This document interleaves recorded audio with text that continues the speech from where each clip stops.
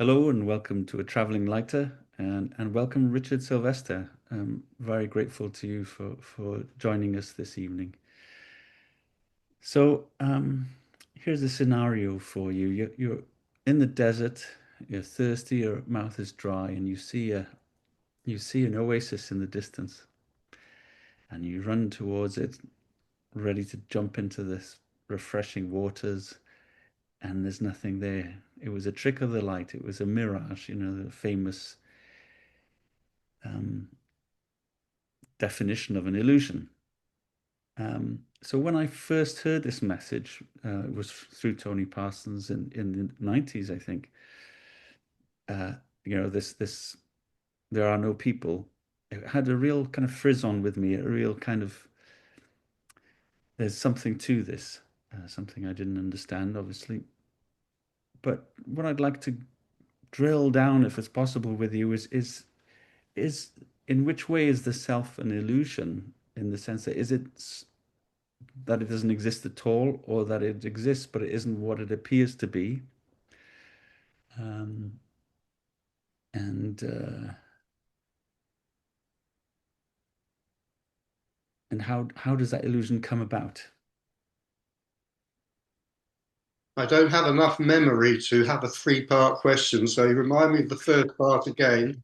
And then when I've done that, Sure. So, remember the second part. One of the problems with this, as you may have heard from other people, is it really, really messes your memory. right. So start with the first bit. Sure. So the definition of an illusion is not that something doesn't exist, it just isn't what it appears to be. Yeah. And so there's a kind of contradiction there when I hear the message, the self doesn't exist, you don't exist. Is like, well, I feel like I exist, so there's on some abstract level, it exists, but it's not what it appears to be. Yes. Yeah, we could say that. Yeah. I mean, the self as a kind, it's kind of reified in psychology and psychotherapy and so forth, so that it sort of becomes this thing or whatever. I think the simplest way to put it is that the self is not an entity, a thing, an entity, an object, as it were. It's a process. So, in a way, it doesn't really exist. No, it's just a handy portmanteau word to sum up the kind of, you could say, like the totality of the processes that go on, which make up experience. Mm. So, there's thoughts, there's a thought stream.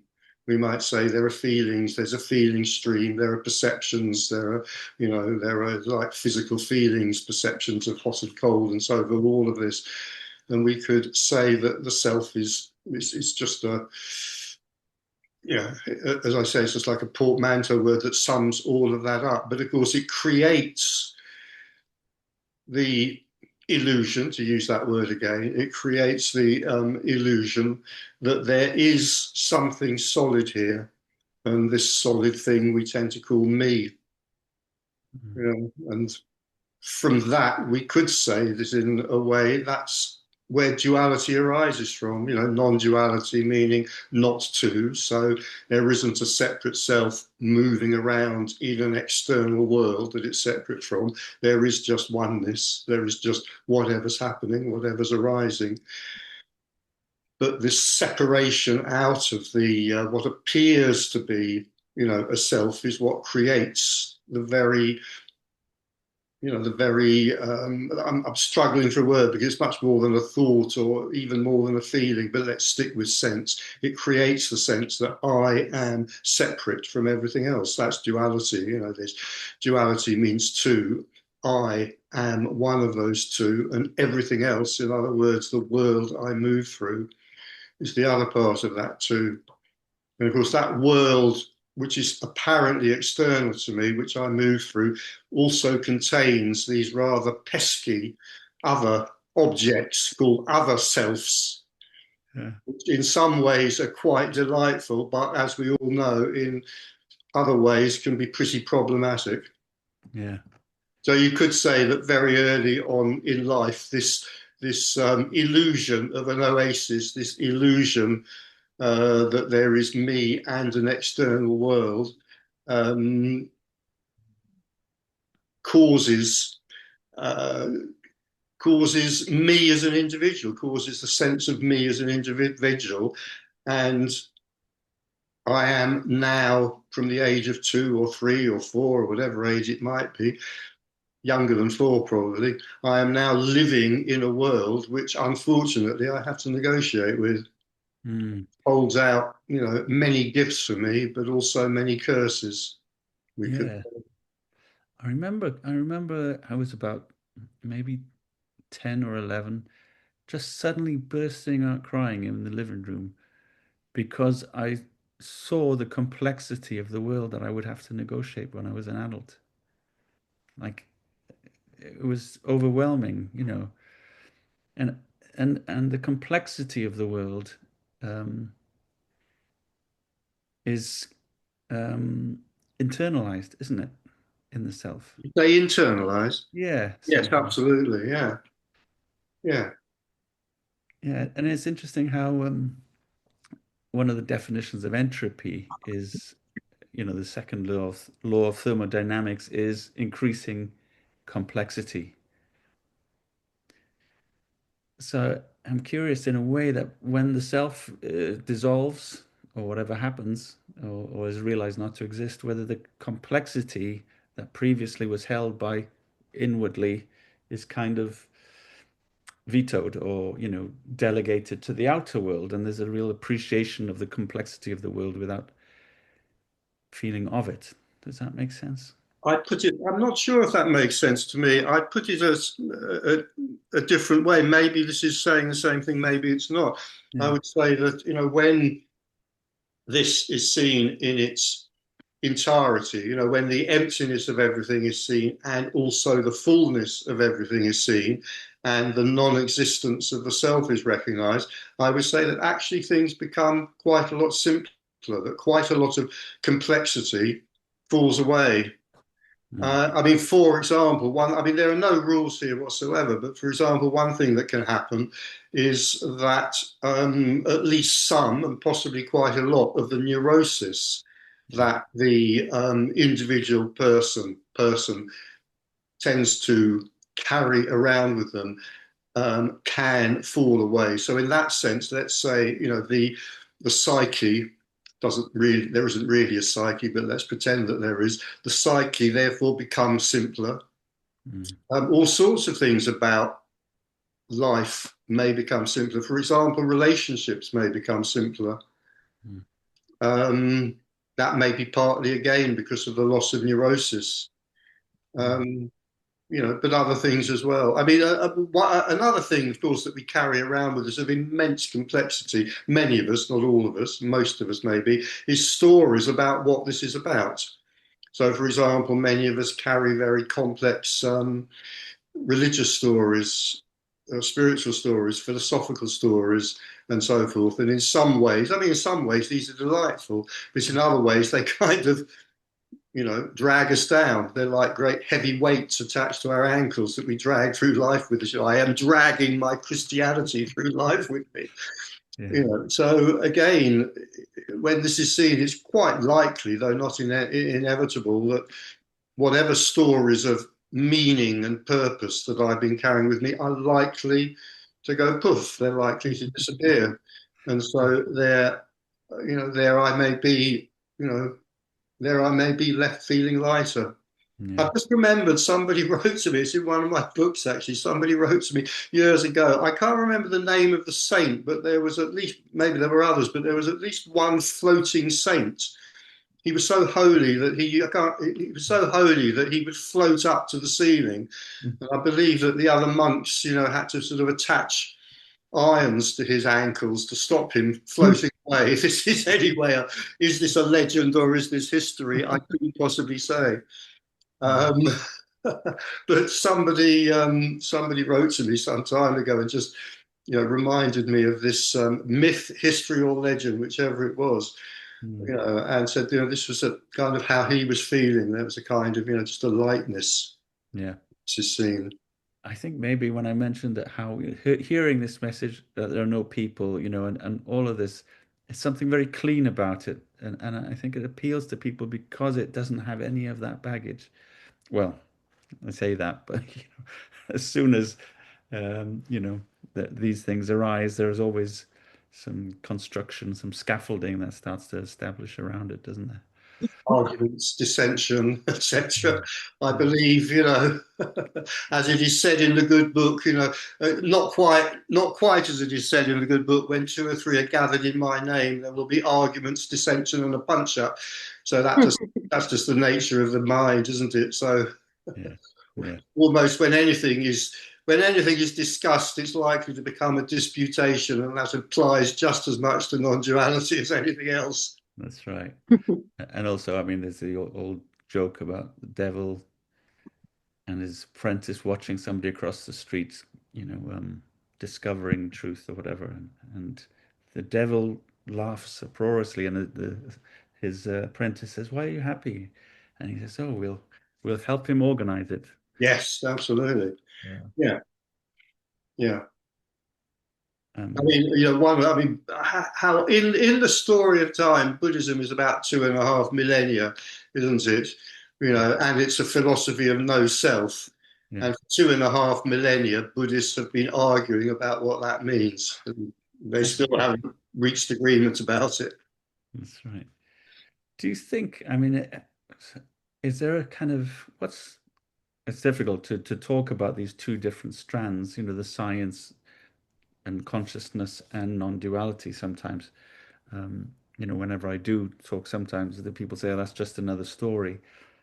But there is some kind of consilience between neuroscience and consciousness studies now. If you listen to people like Carl Friston, they explain consciousness like non-duality, that it doesn't exist. It's a functional illusion. He talks about active inference, that its function is to basically try and predict what's going to happen next and to and they say reduce free energy, which you can translate to surprise. Is to reduce the element of surprise in the simplest way, and that's the important thing. Is to try and reduce complexity, but being effective in predicting what's going to happen. But in a way, through non-duality, you surrender that whole game. It's like a whole giving up on trying to predict what's going to happen and living in that uncertainty. And suddenly, that's why I'm talking about this complexity of having to negotiate with life disappears, and life just appears and disappears, and it's almost like the what he describes, this active inference. This is the zero sum game of it, and it seems to be happening. That many people becoming liberated from this illusion. Um, and I always wonder if that's to do with how humanity now is in this point of mutually assured destruction. So maybe it's forcing us to, I hate the word, the idea of moving onto a higher plane or something. But is this something that may be naturally a part of evolution? Well, it's a story, that isn't it? It's a It's quite total an good attractive story. story. It's unknowable, like most things. Yeah. It's unknowable. It's a delightful story. Many people, well, there are two stories. One is that everything's going downhill worse and worse and worse, and one is that there's going to be a grand kind of transformation in a beneficial direction. They're both stories. We love these stories. Mm. One of the problems for it's quite difficult being a person, an embodied person with neuroses and a past and a future and anxieties and so forth. So one of the things that we seek comfort in is stories of meaning. Mm.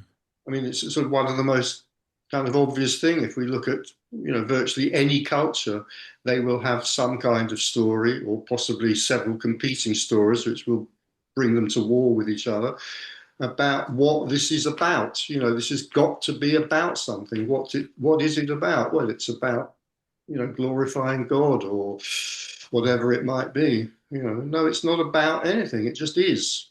Mm. Yeah. Is it? It is what it is. It is what it is. Having spoken to people who share this message, many people have different experiences of stumbling or, noticing that the illusion, arriving at the mirage and saying, "Oh, it's not really real." some are like distraught and go into a depression, or some are elated, or what was the experience for Richard Sylvester when there was this When when there was this recognition that the self is an illusion, or the separation. Well, first there was a sudden, unaccountable addiction to this message. I mean, this is all, it's all a story, but it's inexplicable. It's ridiculous, really, to look for an explanation. So there I was with a many years history of meditation, exploring spiritual paths, psychotherapy, been very involved with all of that for maybe 30 years, probably more or whatever. And then I came across this communication. I'm not going to call it a message. There's no message here. No. This communication when I was invited to go and to a talk of Tony's very early on when he just started. And I went along, didn't understand a word of it, wasn't remotely interested, and just went away again. Quite liked him, but nah, not for me. Didn't think about it again for about 2 or 3 years. And then a bit of a synchronicity, which I won't bother to describe, took me back to listen to Tony again, by which time he had somewhat bigger meetings in London. And as with the first time, I didn't understand, I really didn't understand what he was talking about, hardly a word of what he was talking about. But this time, and it is completely inexplicable, something about it just gripped me and seized me. And so instead of going away and forgetting about it, I became addicted to these meetings, and I just started going back again and again and again. Um, it can't be explained. Well, it could be explained with a story, but the story would probably be wrong. So there's an apparent process that apparently unfolds. You know, so there I was, hooked, addicted, couldn't stay away from it. And then, after some time, there was what some people call, awakening, which is just a kind of um, a flash of what I describe as seeing the emptiness of everything. And it can be taken to be a kind of momentary seeing of the full truth, but it isn't. It's a momentary seeing of the half the truth, half the reality. And then after that, for me, as again for many people, there was a period of profound despair, which one of the things I say and write about quite a lot is not as bad as it sounds. There's, yeah, there were worse things than despair. For example, hope, I think, is far worse than despair. So there was about a year of despair, and then there was another, what I call the sort of the seeing of the full seeing. I mean, I describe it like this because it makes sense to me, and I know it makes sense to some other people. It may not make sense to everyone, but there can be this initial seeing, which is just the seeing of emptiness, the emptiness of everything. Um, this is just kind of nothing manifesting out of emptiness with, you know. But then there can be another seeing in which it's also seen to be full. And it's that second seeing that really seems to kill off, to execute the seeker. The fullness that's seen, what's seen as the fullness is unconditional love. So we could say first this is seen to be completely empty, and then it is seen to be, yeah, it is completely empty, no doubt about that, but it's also full, and it's full of unconditional love. And it's like, well, when it's seen that everything is ultimately unconditional love, I mean, what the hell can there be to search for after that? And so that's the end of seeking. And after that, just whatever happens, happens. As the Buddhists say, before chop wood, carry water, after chop wood, carry water. Mm. Yeah, I'm curious about this 1 year of despair. Um, that Alice, who's joined us, and I have a background in theatre, and there's a story about Stanislavski. So he was this great Russian theatre director, and he wrote two books. And the first was translated in the 60s, and it got to English, and it got taken up in America. It became the kind of source code for method acting, which you probably heard of. And the second didn't get translated for like 20 years after his death, so people didn't get the second part. So they did. So they just got into method acting and caused a lot of harm for themselves when the second book basically explains, the function of it and to keep it boundaried, if you like. But anyway, the parallel is, do people get the first message, the despair, and not get the second? Well, you say I wouldn't call it a It's message. not a message, sorry, the communication. This is not a message. It's not even that. This is not a No, message of despair. It's not a communication of despair. This is no, a communication about non-duality. It just so happens, I noticed both here and with many other people, that after becoming addicted to this message for some time, there may be an initial awakening. And then out of that can come despair. I mean, the despair isn't about the message, really. It's not about the listening, the hearing, the understanding, or much more likely the misunderstanding or the non-understanding. mm, The despair seems to come from this energetic shift which happens when emptiness is seen. And there's a lot in the spiritual traditions, particularly a lot in Buddhism about emptiness. Buddhists are pretty good about that, on that. mm. I Yeah, can't explain why it happens. I just know it does. However, that why, even though there is no cause and effect, one of the consequences of of seeing emptiness may be a period of despair, right. which, Mm, as I've already said, isn't half as bad as it sounds, yeah, I would say, because at least there can be some relaxation. right. If there's genuine despair, there's nothing that can be done. I mean, if you're sitting there thinking, well, I could do this, that's not despair. So if it's genuine despair, there's nothing that can be done. Yeah. And if there's nothing that can be done, that can bring about relaxation. And I quite often quote this English Buddhist who says, relaxation is the nearest thing to Buddhahood right here and now. And it's not the same as Buddhahood, but it's the nearest to it. Mm, It's not the same as liberation, silly word that.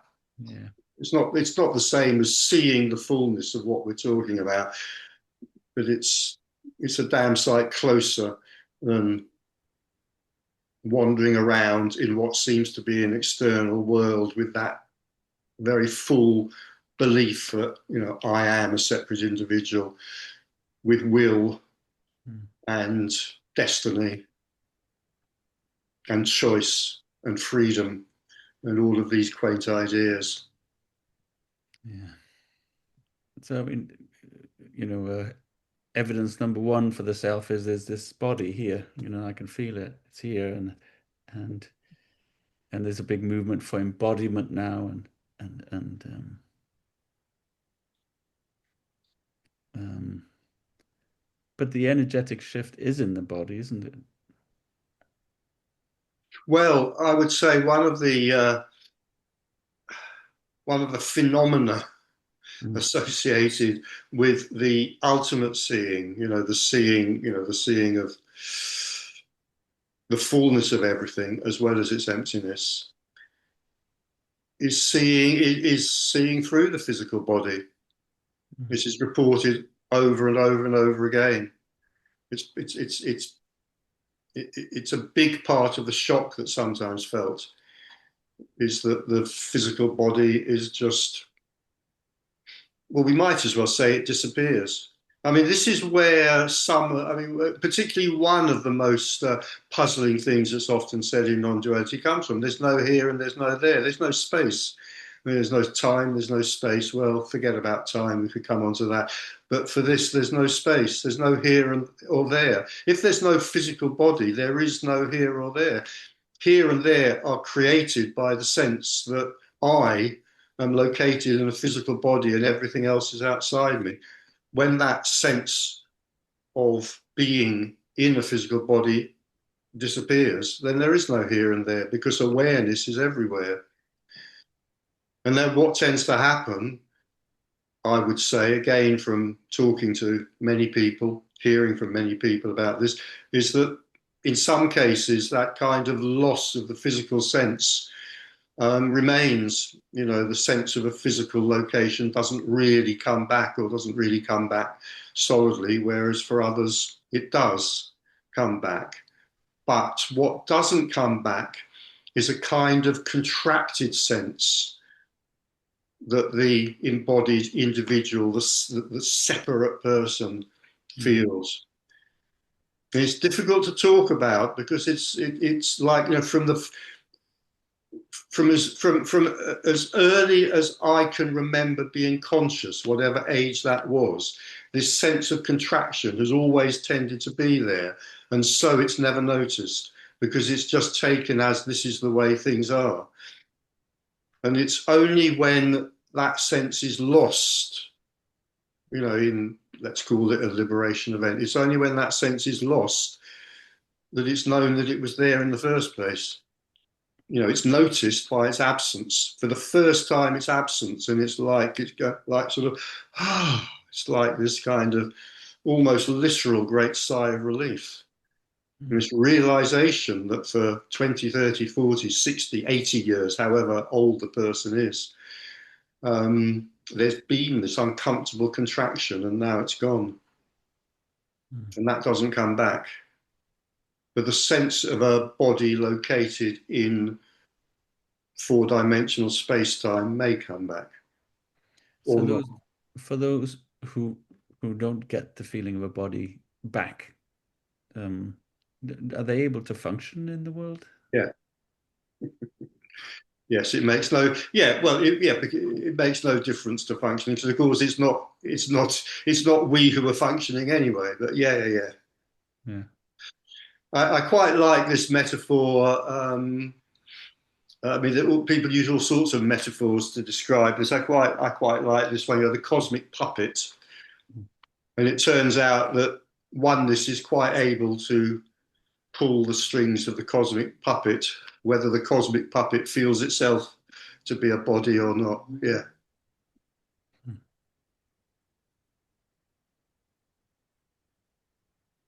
I haven't heard of anybody who, like that Christian monk we were talking about earlier, actually went floating up into the clouds. And Yeah. I have a friend who hosted a Buddhist monk who got woken up by he was sleeping in the spare bedroom downstairs and she got woken up with this banging on the floor. And in the morning said, what was, are you okay? What happened? It's, oh, sorry, I was just hitting the ceiling yeah, in my sleep. I love it. I love it. I used to. I started off this whole path actually. Well, actually, I started off this whole path with a mind-boggling acid trip, but after that, it was transcendental meditation. And of course, Maharishi was teaching people apparently to levitate. Yeah. I've seen those videos of people in lotus positions trying to jump. Yes. Well, some would call it levitation, others would call it bouncing. So, coming back to this illusion in the sense of something appears to be something which isn't that, although on some level it exists, and it's a functional, let's say it's a functional, um, has the illusion of being functional, which is why people hold so tightly to it. The idea that I don't need to have a self is probably quite terrifying. But do, do you still sometimes get a feeling of it coming up, and then you can see it and say, oh yeah, I know that's an illusion, or yes, that's the illusion. Does it, or is it just gone? I don't really relate to that. I think just stuff unfolds, stuff Mm. goes on, thoughts arise, feelings arise, sensations arise, emotions arise, doing happens. Yeah. Mm. Yeah.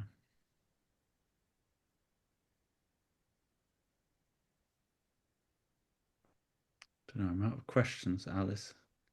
Help me. Yeah. Oh wow, I mean it sort of blows me away all of this. I mean, I'm super interested in listening, but I find I actually did a goddess workshop um a couple of nights ago, and it was about Chinimastra, and she is the goddess who chops her own head off. Mhm. And I see that metaphor when I'm thinking about, getting out of my head and yeah, not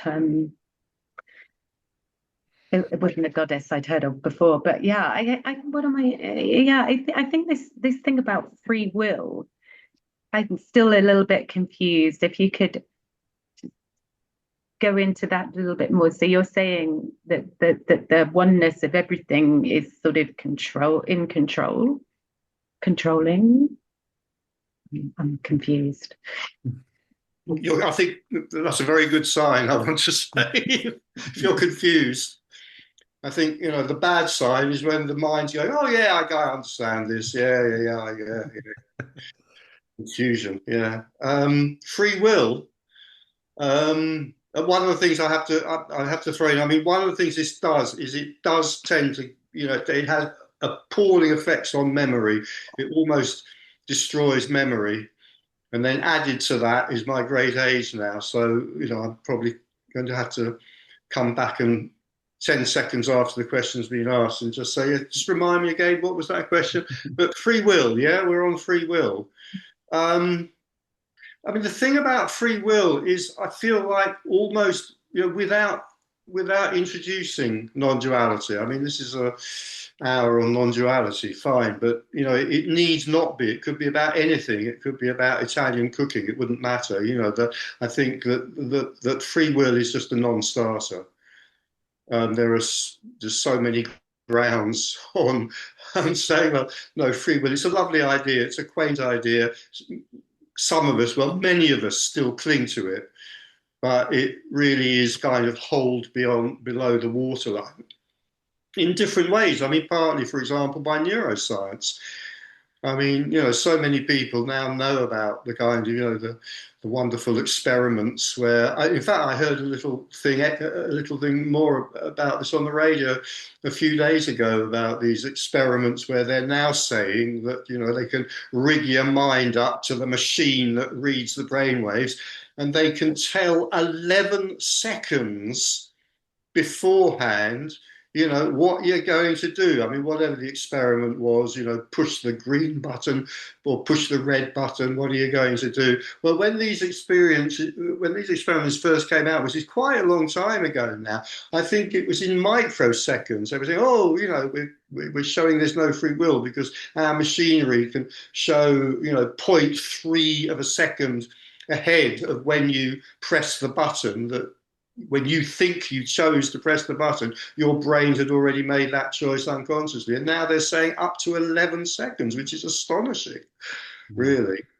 So I think, yeah, free will, nah. But you can see how offensive that is to so many people, because for so many of us, you know, this is fundamentally at the root of my story of who I am. I am an autonomous individual who exercises free will, and that is what gives meaning to my life. Well, guess what? Not only do I not have free will, I don't have a life either. So, spectacularly bad news. Yeah. It's a very good acid trip, anyway. A very good one. Very good acid trip. Yeah, the acid trip was actually very painful, but it didn't half bring about a change in direction. Yeah, it's what led directly to this seat here Mhm. many years ago. Yeah, Mm. yeah, no free will, no person even. Yeah. Yeah. There's a joke that I like to say, which is, um, and this comes from the neuroscience, the what's called the projective consciousness model. But you're only do you want the bad news, the really bad news, or the worst news? Okay, so the bad news is your only function is to gather evidence for your own existence. Um, the really bad news is there's nothing you can do about it. Uh, and the third bad news is you don't exist. Yeah. Yeah, Or is it spectacularly good news? yeah, yeah. Mm. As maybe that huge, burdensome sense of responsibility and guilt, all that delicious guilt falls away, maybe. Yeah, but this interesting thing about responsibility, coming back to this, when you kind of, there's no complexity here, and it's all the complexity is out there, then you can appreciate it when there isn't inside, then you become fully you have the full responsibility, if you know what I mean. It's Meaning that the ability to able to, respond because maybe, because there's no time, there's no yeah. space, there's no filter. The ability to respond becomes complete, which is complete responsibility, is in a way, if you Yeah, use it. okay, yeah. Of course, it's not me responding. No, exactly. Responding happens, yeah. But that whole authorship is the thing that twists any action, isn't it? In a way, you talked about, they can predict what somebody's going to do 11 seconds before. The interesting thing they noticed in the brain as well is something called top-down processing. So the brain reverses time. So, for instance, you've picked a biscuit up from the, the the plate and you start chewing on it, and then the brain says, "Oh, I've decided I'm hungry. I want a biscuit," and it Right. reverses the time of how it happens. So it lies to itself. Say, "I decided to grab a biscuit," and they can see that happening in the brain. Yeah, yeah. Yeah, so full responsibility is to not have that kind of filter in there that is trying to negotiate and direct. It's fully spontaneous. Yeah. So when they talk about the gut feeling, I thought that I understood that there were lots of neurotransmitters in the gut that they found now that are actually. And so I'm just wondering whether when they're doing all these experiments on the brain, whether they're actually thinking about the gut as well And the heart. There are and lots, the heart. there are lots of neurons in the heart, aren't there? Yeah, Yeah. It Yeah. kind of really makes sense. Yeah, yeah. but maybe that microsecond is because it's actually coming from the gut or the heart and not the brain. Anyway, I'm not a neuroscience. Hmm. So for you, Richard, everything happens all at once because there is no time. The character lives in space and time. Uh-huh. The character lives in space and time. Yeah. The character has to live in space and time because if they didn't, they wouldn't pay their income tax and they'd be in jail. Yeah. Hmm.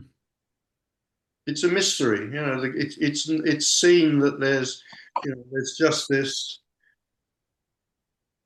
There's no space, there's no time, there's just what's happening, and the character lives. The character lives in a story, you could say. Hmm. That story may be seen through, but the character still lives in a story Hmm.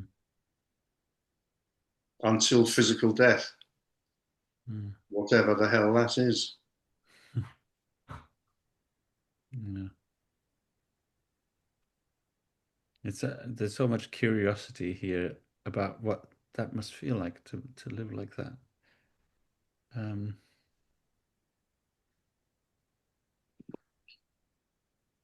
Ordinary, but because it becomes the new normal. yeah. So this is a common description. Often when this is finally seen in its fullness, there can often be quite a long period of adjustment. There are quite a lot of stories of individuals sitting around for maybe a year or two without doing very much. Um, if their life allows them to, for somebody else, they just get up the next morning and go to work because that's what's needed. But nevertheless, yeah, there does seem to be quite often quite a long period of adjustment, as it were. But then it's just normal. It's just the new normal. Again, back to some of those lovely Buddhist statements, particularly from Zen Buddhism, first mountains are mountains, then mountains are no longer mountains, finally mountains are mountains again. Mm. So everything's ordinary, then there's awakening and everything's extraordinary, but then it just settles down, Mm. ordinary again.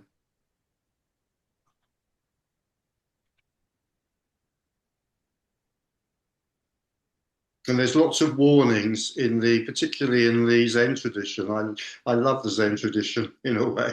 There's lots of warnings, not to kind of mythologize this too much, not to get too excited about what this, it's like it's the ultimate cookie jar, isn't it? Enlightenment. Oh God, what a terrible word. Liberation, almost as bad. Realization, almost as bad. The ultimate cookie jar. And so along comes Zen with its wonderful stories where the master asks the monk, why do you want enlightenment? How do you know you'd like it? And then there's another one, isn't there? The monk who says, now I'm enlightened, I'm just as miserable as ever. These are stories that, in a way, maybe we don't want to hear, but we should take note of them. This is not what we think it is. It can't be what we think it is, Mm. because we are this embodied individual who is, as it were, forever cut off from this until we're not there. This is only recognized when we're not there to recognize it.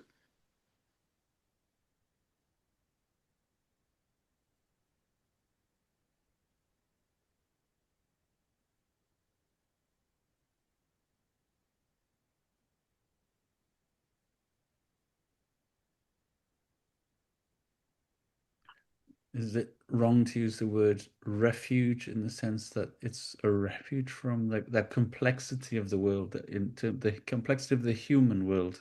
Just thinking about world events now and the insanity that we're seeing, which has always been, it's always been, but actually, for some reason, it's got we got it with surround sound now, and it's fully immersive. But is it wrong to call it a refuge from all of that, or I don't think it's wrong to, no.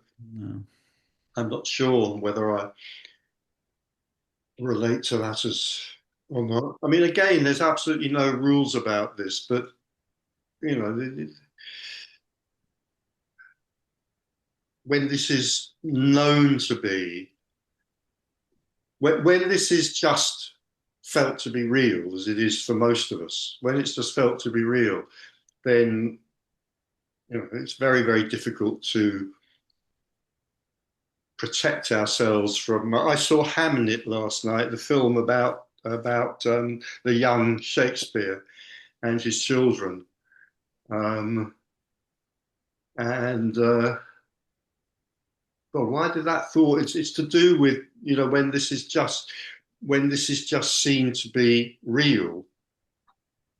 It can be astonishingly painful, but when it's seen to be both real and unreal, and it is a play. Um, I mean, the phrase that's just popped into my head is a very, very low level phrase, but I'm going to stick with it because it did pop into my head. It does at least somehow seem to be more bearable.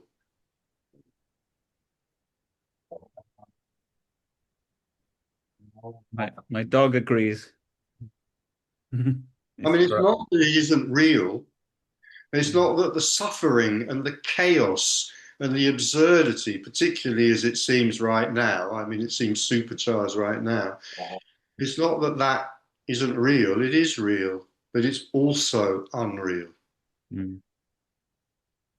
Yeah. So does the character Richard respond to the emotions in Hamnet, uh, or does it not work because you can see they're just Yeah, absolutely. Yeah, yeah. I think, again, there's no rules, but I think when this is seen again, I think characters may respond a lot more powerfully mm, to feelings and emotions, whether Hamlet may or may not be your bag. It is my bag, but it's not everybody's bag. Again, I think because neurosis cuts us off from our feelings, it cuts us off from the other person's feelings, the other people's feelings. So, to whatever extent neurosis drops away, we're likely to feel more in direct contact with life, even if it's life on a cinema screen. Yeah, mm, yeah. mm.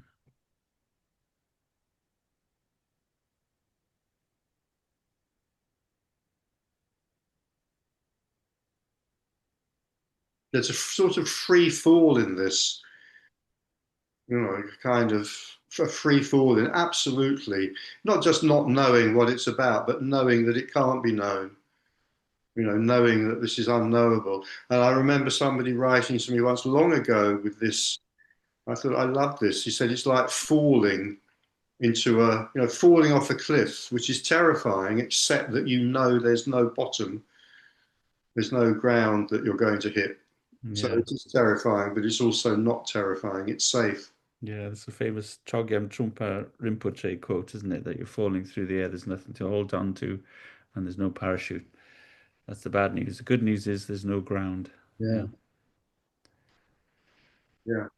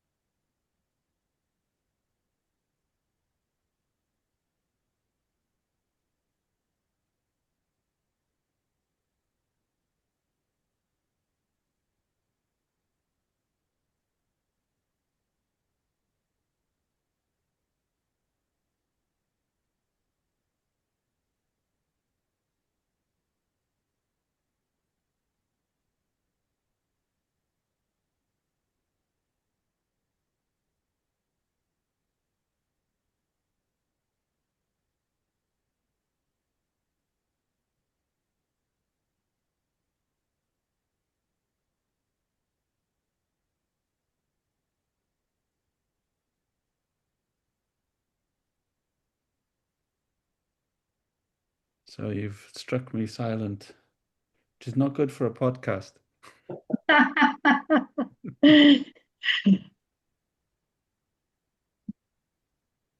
Yeah, I love that. I love the idea that it's just unconditional love.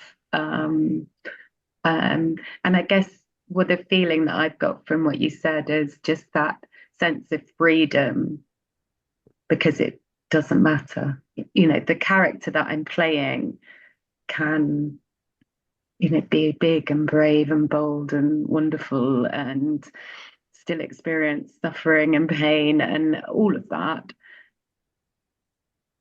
But there's a sort of holding somewhere in what you said, which makes it okay. Yeah, just a lightness. I mean, Ewan calls his course, traveling lighter. So, and some of the meditations that I've done on the course, I've thought, oh, I feel a bit lighter. I feel a bit lighter. So, yeah. Still work in progress, but yes, now I'm going to chop off my head and really embrace that Cinemaster goddess. And yeah, maybe I'll be totally like, who knows? The headless way was another talk we had about, yeah, just getting out of your head. Dear old Douglas Harding, yeah. Mm. Yeah. I think lighter and lightness is a key word here because I think when for me it's the seeing of unconditional love that puts an end to seeking. I think. I think no matter how profound an awakening may take place, it's not complete. There can't be. I mean, satisfaction is such a weak word, but nevertheless, it'll do here.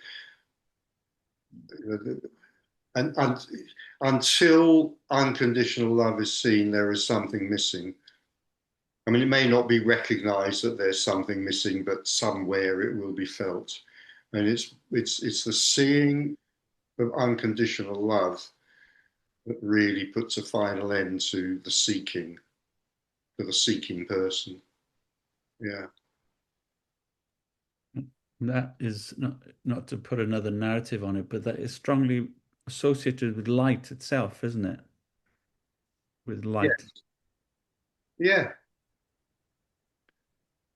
which is kind of coming back to entropy. Light doesn't experience has no light doesn't have any qualities in the sense that it doesn't experience time. It's uh, doesn't have entropy. Um, and whenever I've had glimpses of unconditional love, it's that everything. It's that this bright white light that seems to underlie all the things that we're seeing. Hmm.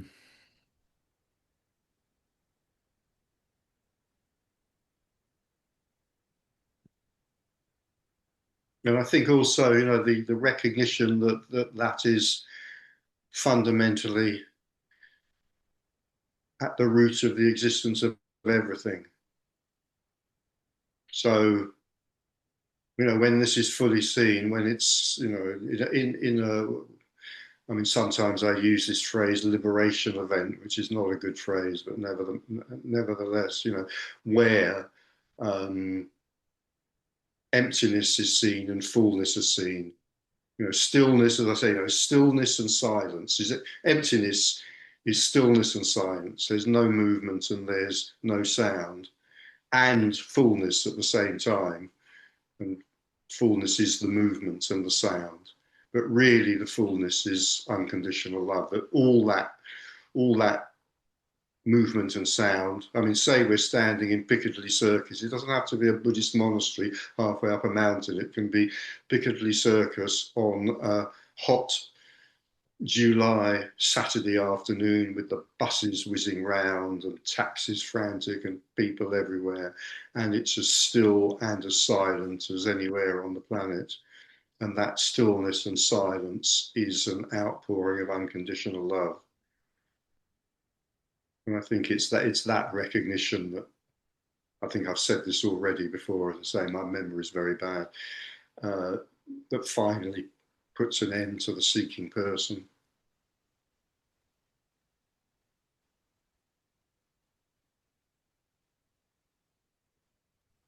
Is is contentment a word that you would use or no?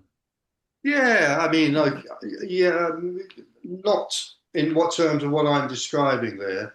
Hmm. I mean, contentment as a characteristic of an apparent person, yeah. And it's possible that when this is seen, there may be more contentment, but it's also possible there might be less contentment because there are no rules. We're back to that. Now I'm enlightened, I'm just as miserable as ever. That didn't sound very contented. Hmm. So yeah, I think contentment, that's something like the mind would like to put on this, because then it can, it can make sense of that. Oh, here's a story I can understand.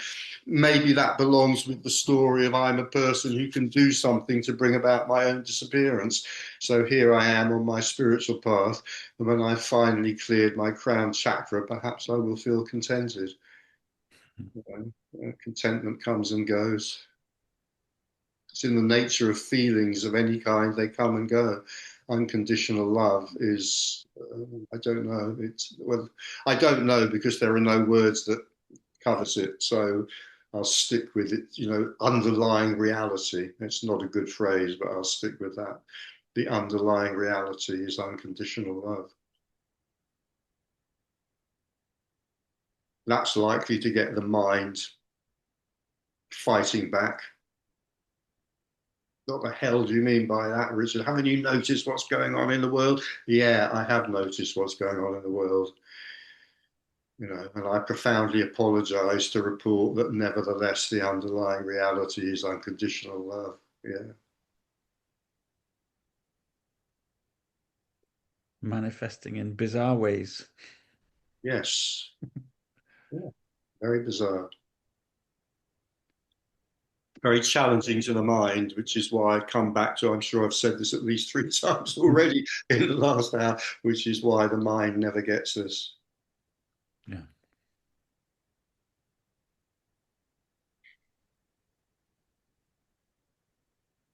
I mean, my mind can't justify this. Like, it can't rationalize it or justify it. And I have a fairly agile mind. When it comes to an argument, I'm sort of reasonably good. But ultimately, with this, no, the mind has to, all I can say is, I'm sorry, it's just the case. Yeah. Yeah. And then that where the humility comes in, but then humility becomes performative, doesn't it? But it may do, yeah. Yeah. It's another of these wonderful spiritual kind of crap ideas, isn't it? We've got to make ourselves humble to see this. What a crap idea that is. Yeah.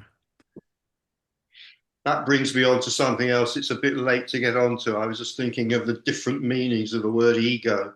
Uh-huh. We've got to get rid of our ego.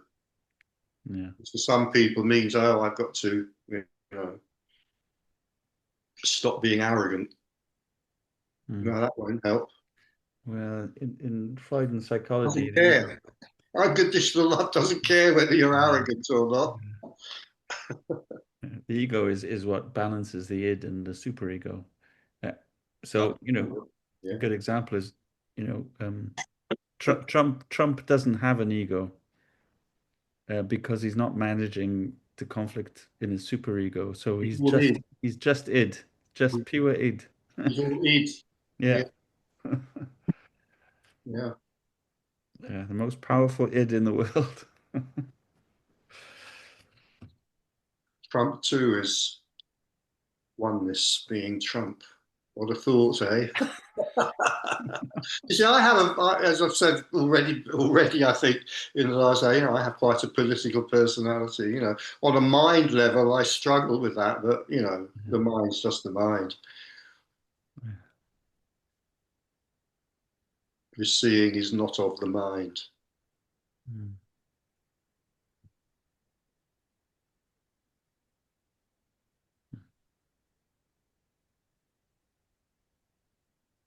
So we're on the hour mark, um, and I feel like we could just go on for a few more hours just chatting with you, Richard. It's so lovely and such a relaxed no, is that communication? I forgot. Yeah, yeah, it's communication, isn't it? Yeah.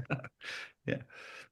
And I'm really grateful that you've taken this time, which doesn't exist, but all the same, on a character level. Tie yourself in knots. You see, you sit here with this strange thing of a memory, maybe a memory of a conversation taking place over something called time over the last hour. And yet it's still quite easy to see, I submit. And yet it's it's still quite easy to see there is just this.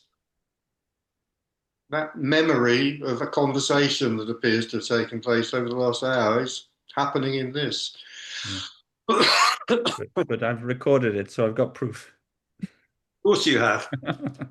And when that recording is played, it will still be this. That's right. Yeah. And when we talk about which this we're talking about, it's the same this. Only one. Yeah.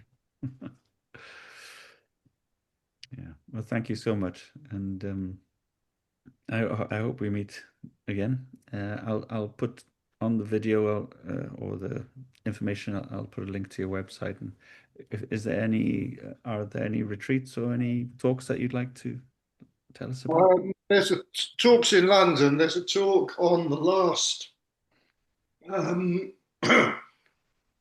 Saturday of this month. Mm. Whatever. Sorry, my throat's going now. Whatever that date is, I think it's the 31st. If anyone's near London and interested in that, go to my website. Okay, brilliant. Thanks so much, Richard. All right, take care. Yeah, thank you so much. It was a pleasure to listen to you. Thank you. Thank you. Thank you.